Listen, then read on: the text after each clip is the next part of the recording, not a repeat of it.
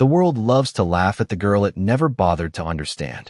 The crystal chandeliers of the Blackwood Grand Hotel painted rivers of golden light across the marble floor as New York's wealthiest families gathered for the annual Winter Legacy Gala, an evening where old money shook hands with new empires, and every smile hid a quiet calculation.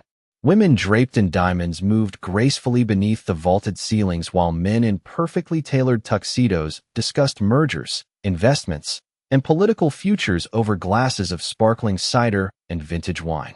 Cameras flashed from every corner of the ballroom because one man was expected to arrive before the night was over. Ethan Blackwood, billionaire, visionary, the youngest CEO ever to lead the Blackwood family empire. The man business magazines called America's Ice King. But no one was looking at the entrance anymore. They were looking at the young woman standing near the registration table, almost hidden beside an arrangement of white roses. Amara Brooks lowered her eyes as whispers floated through the room like cold winter wind. Her navy blue dress was simple, elegant in its own quiet way, but it did not belong among gowns that cost more than an average family earned in a year. She had styled her natural curls with care, yet compared to the polished socialites surrounding her, she felt invisible and painfully exposed at the same time. A server carrying a tray of appetizers walked past and accidentally brushed against her shoulder. "Watch where you're standing," a woman muttered under her breath before walking away. Another guest glanced at Amara's modest shoes and smiled with barely disguised amusement. Someone must have made a mistake with the guest list. The words reached her ears even though they were never meant for her to hear. Amara simply folded her hands together and took a slow breath. She had spent her whole life learning that silence often protected dignity better than anger ever could. Her grandmother used to tell her that kindness was a form of strength, but tonight kindness felt very small beneath the weight of so many judging eyes. She wondered, not for the first time, whether she truly belonged in Ethan Blackwood's world. 3 months earlier, she had been working quietly at a neighborhood literacy center in Brooklyn, helping children discover the joy of reading. Her days had been filled with library books, after-school programs, and handwritten thank you cards from parents who had almost nothing to give except gratitude. Then one unexpected meeting had changed everything. A single conversation, a single offer, a single signature that had placed a simple woman into the center of one of America's most powerful families. The enormous ballroom doors suddenly opened. Every conversation stopped. The musicians lowered their instruments. Camera flashes erupted like tiny stars as Ethan Blackwood stepped inside, wearing a perfectly fitted black suit, his calm gray eyes scanning the crowded room without emotion. Investors reached forward to greet him. Politicians smiled hopefully. Fashion icons adjusted their posture. But Ethan ignored them all. He walked across the marble floor with measured steps, passing fortunes, titles, and influence without slowing down. The crowd watched in complete silence as he stopped directly in front of the young woman everyone had spent the evening laughing at. Amara looked up, confusion filling her warm brown eyes. Ethan reached out, gently brushed an invisible speck of dust from her sleeve, and offered her his hand. Then, in a voice calm enough to quiet an entire city, he said, "There she is. I've been looking for my wife." The silence that followed Ethan Blackwood's words seemed to stretch across the entire ballroom. The orchestra remained still, conversations disappeared, and even the crystal glasses resting on silver trays looked frozen beneath the golden lights. Amara could feel hundreds of eyes fixed on her, but the only face she could truly see was the man standing before her. His expression was as calm and unreadable as ever, yet there was something different tonight. Something gentle hidden beneath years of discipline and distance. She slowly placed her hand in his, and the room erupted into a wave of whispers. Reporters reached for their cameras. Business leaders exchanged confused glances. Society women, who had laughed at her only moments earlier, suddenly looked uncertain. One older gentleman leaned toward his wife and quietly asked, "When did Ethan Blackwood get married?" The answer was simple. Almost nobody knew. 3 months earlier, on a quiet, rainy afternoon in Manhattan, Ethan had walked into the small literacy center where Amara volunteered after work. He had not gone there looking for love. In truth, he had stopped believing in love a long time ago. The Blackwood family board had given him an impossible choice. marry before the annual Winter Legacy Gala, or surrender a portion of his voting control over the family empire. His grandfather's old will had been written decades earlier by a man who believed leadership required family, stability, and commitment.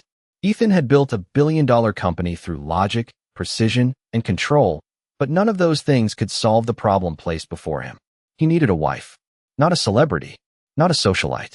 Certainly not another woman interested in the Blackwood fortune. He wanted someone honest, someone untouched by the endless games of high society. That afternoon, as children filled the library with laughter, Ethan had watched Amara kneel beside a little girl who was struggling to read. The child looked embarrassed, fighting tears, but Amara simply smiled and said, "You do not have to be perfect. You only have to keep trying." She sat there for almost an hour, sounding out every word together until the little girl finally finished the page by herself. Ethan had built companies, negotiated billion-dollar deals, and stood before world leaders without hesitation. But somehow that simple moment stayed with him. Before leaving, he made a donation to the center. Amara thanked him with the same warm smile she gave everyone else, never asking his name and never recognizing the face that appeared on magazine covers every month. 2 days later, Ethan returned with an offer that sounded almost impossible. A 1-year marriage agreement. Complete financial security for the literacy center she loved. Medical support for her aging grandmother. Absolute respect for her independence.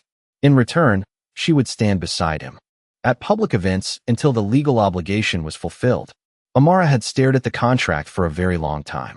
She was not afraid of hard work, but she had learned that kindness was often mistaken for weakness. "Why me?" she finally asked. Ethan looked out the office window toward the Manhattan skyline, glowing beneath the evening sun. His answer was quiet. "Because when everyone else is trying to impress the world, you are trying to help it." She never realized that the cold billionaire sitting across from her had spoken the most honest words he had said in years. The photographers continued capturing images as Ethan guided Amara through the ballroom, but neither of them seemed to notice the flashes anymore. The world around them had become strangely quiet. She could feel the warmth of his hand, steady and reassuring, yet there was still a distance between them that no contract could erase. As they reached the center of the grand hall, members of the Blackwood family slowly approached. Their smiles were polished. Their eyes were not. Victoria Blackwood, Ethan's aunt and the unofficial guardian of the family's reputation, looked Amara up and down before forcing a pleasant expression. "Ethan, you certainly know how to surprise people." Her voice was soft enough to sound gracious, but the meaning beneath the words was impossible to miss. Ethan simply nodded. "I was not trying to surprise anyone." Victoria turned toward Amara. "My dear, these events can be overwhelming. The Blackwood family has certain traditions, certain expectations." Amara met her gaze with quiet respect. "I understand, ma'am." Victoria smiled again, although this time the smile seemed colder than the marble beneath their feet. "I sincerely hope you do." Before another word could be spoken, the chairman of the family board stepped forward and raised his glass. "Ladies and gentlemen, tonight we celebrate not only another successful year for Blackwood Enterprises, but also a new chapter for its future." Applause filled the ballroom. Ethan remained composed, but Amara noticed the slight tightening of his jaw. She realized this evening had never been about romance. It had been about survival. She looked around the magnificent room, at the crystal chandeliers, the towering columns, the portraits of generations who had built an empire, and for the first time she understood how lonely Ethan's world truly was. Hours later, after the guests had finally departed, a black sedan carried them back to the Blackwood estate overlooking the Hudson River. The mansion stood on nearly 20 acres of carefully landscaped gardens, surrounded by ancient oak trees that seemed to guard the property from the outside world. Amara stepped inside and paused. The entrance hall was breathtaking, with marble staircases sweeping upward beneath a glass ceiling that revealed the stars above. Yet despite its beauty, the house felt empty. Every room was perfect. Every surface reflected order. Nothing felt lived in. A housekeeper quietly led Amara to her room. Ethan stopped her before she entered. "The West Wing is yours. You may decorate it however you like. The staff has been instructed to help with anything you need." She looked at him with gentle confusion. "My room?" He hesitated for only a second. "I thought it would make things easier." Amara understood immediately. "Separate rooms. Separate lives. Separate hearts. She forced a small smile. Of course. Thank you. Ethan nodded once and disappeared down the long hallway. The sound of his footsteps slowly faded until the mansion became completely silent. Amara walked toward the large window inside her room. Outside, the moonlight covered the gardens in silver. She reached into her purse and pulled out the simple silver ring she had worn since her grandmother gave it to her on her 21st birthday. Beside it rested the elegant wedding band Ethan had placed on her finger during their quiet private ceremony 3 months ago. One ring carried love. The other carried responsibility. She wondered if the two could ever belong together. Downstairs, Ethan stood alone in his office, staring at a photograph resting on his desk. It showed the literacy center on the day he first met Amara. In the picture, she was laughing with a group of children, completely unaware that someone had captured the moment. His fingers brushed lightly across the frame. For years he had believed that protecting his heart meant building walls around it. Tonight, as the enormous mansion settled into silence, he realized those walls had never felt heavier than they did now. Morning arrived quietly over the Blackwood estate, and the first rays of sunlight slipped through the towering windows, covering the marble floors with a soft golden glow. Amara had always loved mornings. Back in Brooklyn, she would begin her day with a simple cup of coffee and a short walk to the literacy center, greeting neighbors who knew her by name. Here, the silence felt different. It was beautiful, elegant, and strangely lonely. She wandered into the enormous kitchen, expecting to prepare breakfast for herself, only to find a team of staff already at work. The head housekeeper smiled politely. "Good morning, Mrs. Blackwood. Your breakfast has been prepared." Amara looked at the perfectly arranged table with fresh fruit, warm pastries, and polished silverware. She smiled kindly, but reached for an apron hanging nearby. "Would it be all right if I made something myself?" The staff exchanged uncertain looks. No member of the Blackwood family had ever asked such a thing. A few minutes later, the rich scent of cinnamon and fresh pancakes filled the kitchen. The younger employees slowly gathered around, watching as Amara laughed with one of the gardeners about burning his first attempt at breakfast when he was a teenager. For the first time in years, the enormous house sounded alive. Upstairs, Ethan paused outside his office. He had planned to leave early for a board meeting, but the unfamiliar sound of laughter stopped him. Quietly, he walked toward the kitchen doorway. Through the opening, he saw Amara handing a plate of pancakes to an elderly groundskeeper whose hands shook slightly from age. "You made these for everyone?" the old man asked. She nodded. "My grandmother always said that a house becomes a home when people eat together." Ethan remained still. The staff who normally avoided eye contact were smiling. The young assistant who had only worked there for 2 months was helping set the table. Even Mrs. Holloway, the famously strict housekeeper, was laughing softly as flour dusted the front of her uniform. Ethan had spent years making sure every detail of the estate functioned perfectly. Yet somehow, in less than a day, Amara had created something he had never managed to build. Warmth. He stepped into the room, and the conversation immediately stopped. The staff straightened, expecting the usual formal atmosphere to return. Amara turned toward him, holding a fresh cup of coffee. "Good morning," she said gently. "I was not sure how you liked it, so I made it the way my grandmother always made hers. A little cream and 1 spoonful of sugar." Ethan accepted the cup without speaking. He took a small sip, and for a brief moment, memories surfaced that he had buried long ago. Saturday mornings as a little boy, his mother standing in the kitchen before illness had taken her away. The smell of pancakes drifting through the house while sunlight touched the windows exactly the way it did now. He looked at Amara, standing quietly with flour on her hands and kindness in her eyes. She was not trying to impress him. She was not trying to earn her place. She was simply being herself. Mrs. Holloway cleared her throat carefully. "Sir, I cannot remember the last time everyone sat down together." Ethan looked around the table. Then he did something that surprised even himself. He pulled out a chair and sat down beside his wife.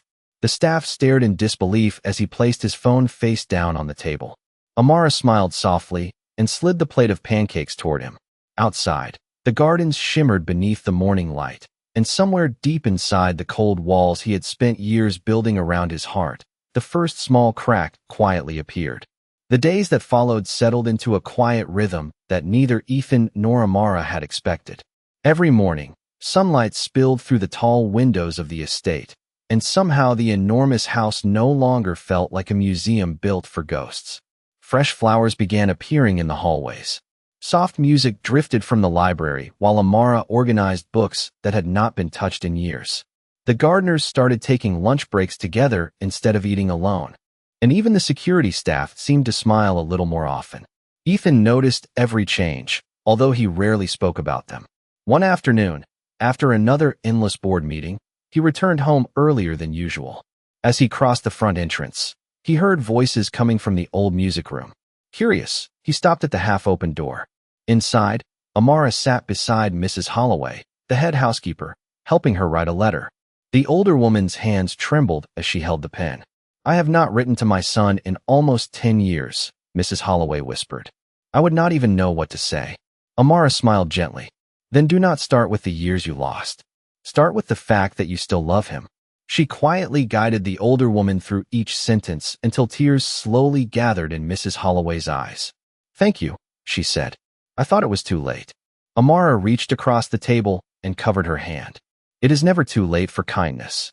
Ethan stepped away before they noticed him. Those simple words stayed with him through the evening. He had spent years solving impossible business problems, but he had never considered that some wounds could be healed with patience instead of power. The following weekend, Ethan received an invitation to a charity luncheon hosted by several influential families. Normally, he attended these events alone, keeping his private life hidden behind carefully constructed walls. This time, he stood outside Amara's room and knocked softly. She opened the door wearing a comfortable sweater, her curls loosely gathered behind her shoulders. "Is everything all right?" she asked. Ethan handed her the invitation. "I would like you to come with me." Amara looked down at the elegant card. "I'm not sure I belong at something like this." Ethan was quiet for a moment. Then he looked directly into her eyes. "I think you belong anywhere you choose to stand." The words caught her by surprise. She smiled, but a small shadow crossed her face. "I do not know the rules of your world." Ethan glanced toward the gardens outside the window where the afternoon sun covered the flowers with golden light. "Neither do I," he admitted. "I only learned how to survive in it." For the first time since their unusual marriage began, they shared a quiet laugh together. A few days later, a collection of carefully wrapped boxes arrived at the estate. Amara opened them slowly and found elegant dresses in soft colors, comfortable shoes, and several books about art, history, and architecture. There was no expensive jewelry, no attempt to change who she was, only small gifts chosen with surprising thoughtfulness. She found Ethan standing in the library that evening. "You did not have to do this," she said softly. He closed the book in his hands. "I know." She touched the cover of one of the books. "You were trying to make me fit into your world." Ethan gently shook his head. "No, I am trying to make sure my world is worthy of you." Amara looked at him in complete silence. The little girl who had once believed she was too ordinary for extraordinary places suddenly saw her reflection in the library window. The woman staring back at her looked exactly the same. The same warm eyes, the same quiet smile, the same simple heart. Yet somehow, for the first time in her life, she was beginning to stand a little taller. The morning of the charity luncheon arrived wrapped in the quiet elegance of early spring. Gentle sunlight filtered through the floor-to-ceiling windows of the Blackwood estate, touching the polished marble with a soft golden glow. Amara stood in front of the mirror in her room, looking at the pale blue dress Ethan had chosen for her. It was beautiful, but simple. There were no heavy jewels, no glittering decorations, nothing that tried to disguise the woman wearing it. She touched the fabric carefully, remembering all the times she had believed expensive things were reserved for people born into a different world. A quiet knock came at the door. Ethan stood outside, wearing a charcoal suit that looked as though it had been tailored around him. For a moment, neither of them spoke. Then Ethan offered a small smile. "You look exactly like yourself." Amara laughed softly. "I think that is supposed to be a compliment." "It is," he answered. The drive into Manhattan was peaceful. The city stretched before them beneath a clear blue sky, its glass towers reflecting the afternoon sun. When the car finally stopped outside the Harrison Cultural Foundation, photographers were already waiting. Ethan stepped out first, then walked around and opened the door for Amara. Camera flashes immediately filled the air. She took a slow breath and placed her hand in his. Inside, the ballroom was filled with business leaders, philanthropists, and members of New York society.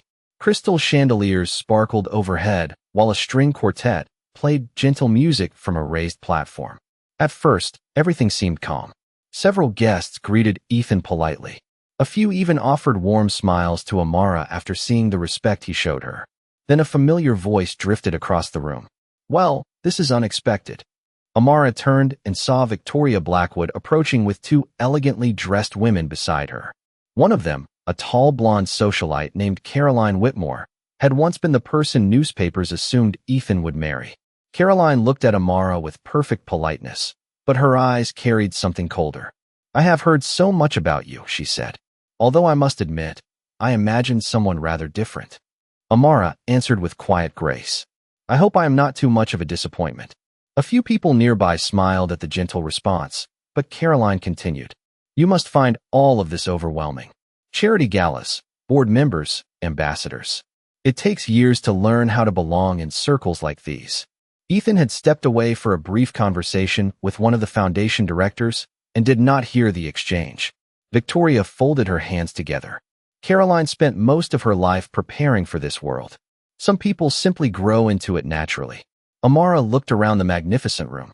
She saw expensive gowns, polished smiles, and priceless paintings hanging from the walls. Then she remembered the little library in Brooklyn, the children learning their first stories, and the old groundskeeper smiling over a plate of pancakes. She smiled softly. "Perhaps," she said, "but I think people belong wherever they choose to bring kindness." The small group around them became completely silent. Caroline gave a quiet laugh. "Kindness is lovely, but it is not exactly a qualification." At that exact moment, the chairman of the foundation stepped onto the stage and adjusted the microphone. "Before we begin today's program," he announced, "I would like to recognize someone whose anonymous donations have helped fund literacy programs across the city for the past 3 months. We recently discovered those gifts came from Mrs. Amara Blackwood."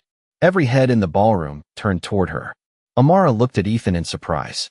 She had never told anyone that she used part of the financial support from their agreement to help keep her old literacy center open. Ethan stood perfectly still, his gray eyes never leaving hers.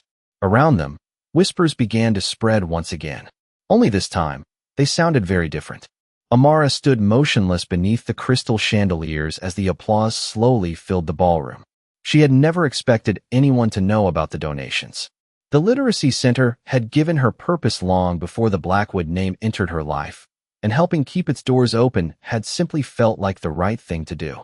She looked toward Ethan, silently wondering if he had told the foundation. But the surprise in his eyes answered the question before he spoke. He had not known either. The chairman smiled warmly from the stage. In a city where generosity is often announced with cameras and headlines, Mrs. Blackwood asked for nothing except that these children be given a chance to dream. Another round of applause echoed through the room. Caroline Whitmore lowered her eyes, suddenly finding the marble floor far more interesting than the woman she had tried to diminish only moments before. Victoria Blackwood maintained her perfect posture, but the confidence that had always surrounded her seemed slightly shaken. Amara took a slow breath and quietly walked toward the stage. Her blue dress moved gently beneath the soft lights, simple and elegant, untouched by the extravagance around her. When the chairman offered her the microphone, she hesitated.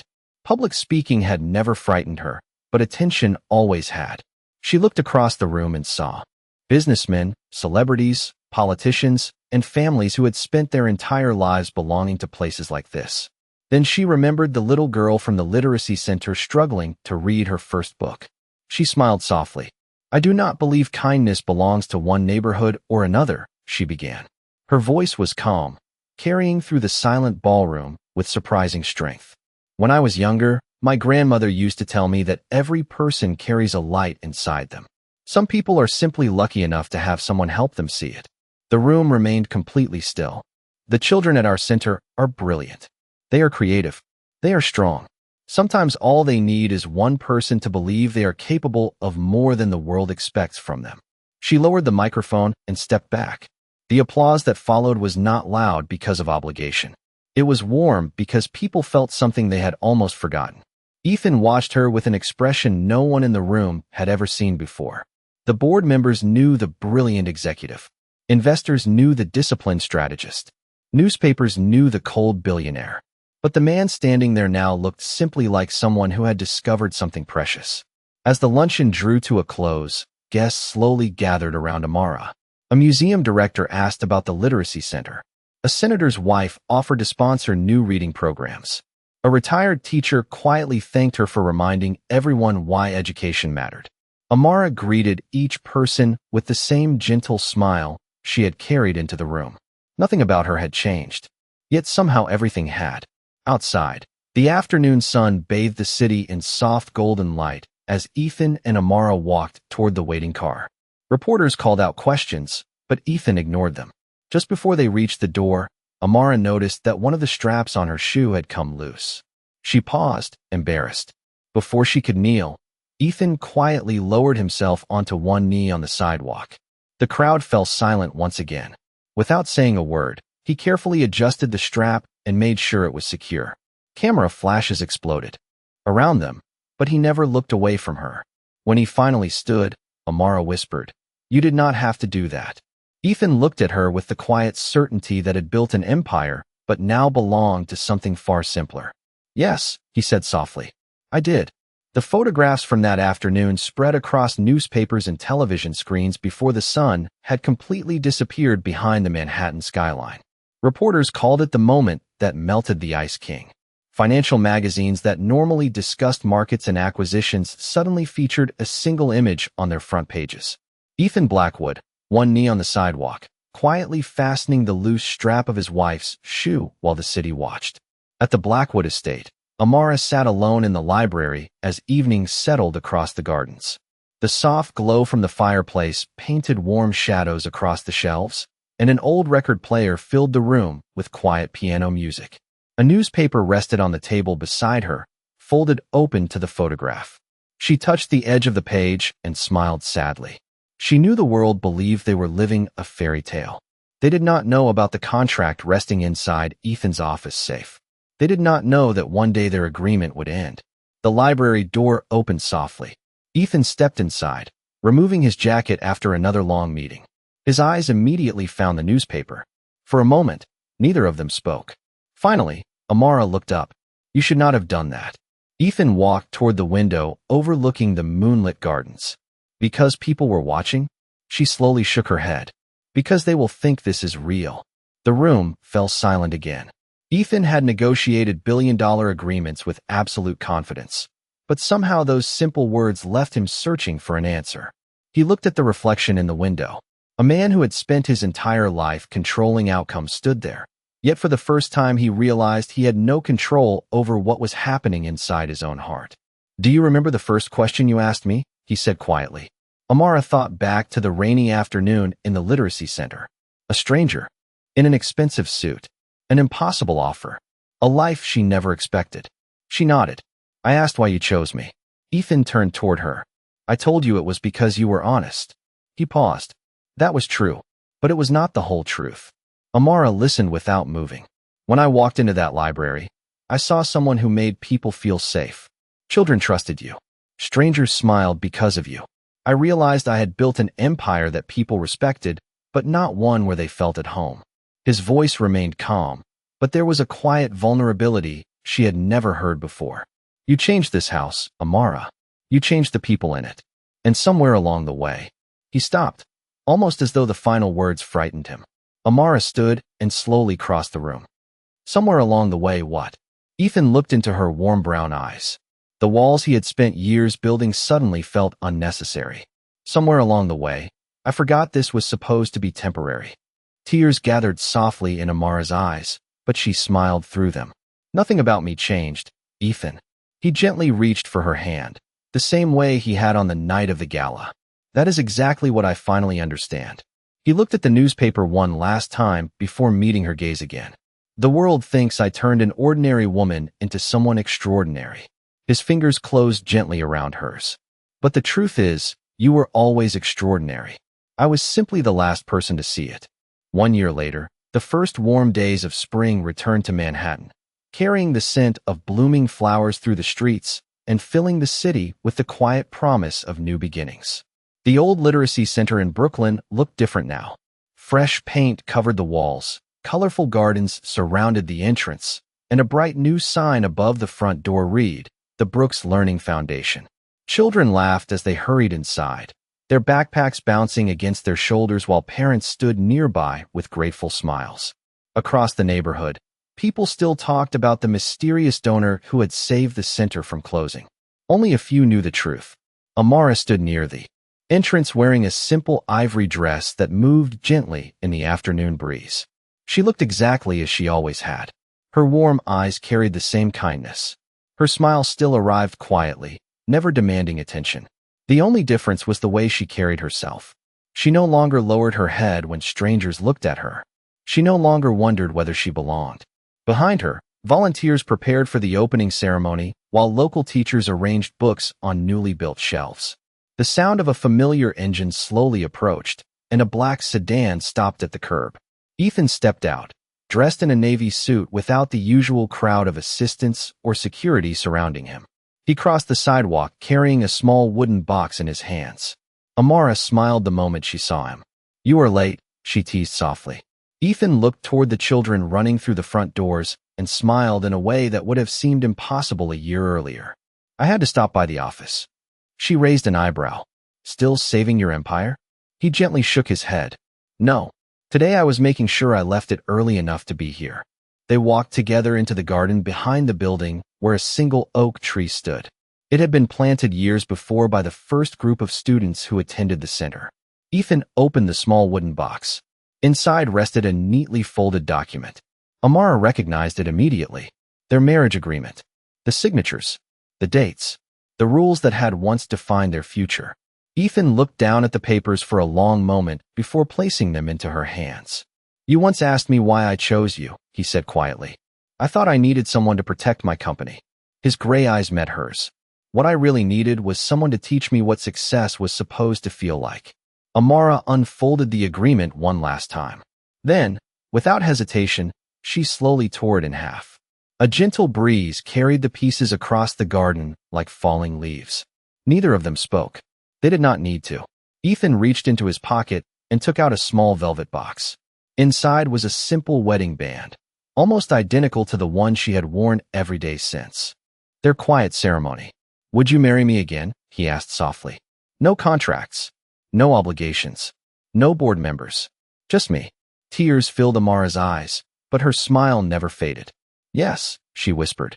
Around them, the children began cheering, although none of them knew exactly why. Mrs. Holloway wiped away a tear while the staff from the Blackwood estate laughed together nearby. Even Victoria Blackwood stood quietly beneath the oak tree, her expression softer than it had ever been before. As the afternoon sun covered the garden in golden light, Ethan slipped the ring onto Amara's finger. The world had spent a year believing a billionaire had transformed an ordinary woman into a princess. Standing there beneath the branches of the old oak tree, Ethan finally understood the truth. She had never needed to become anything else.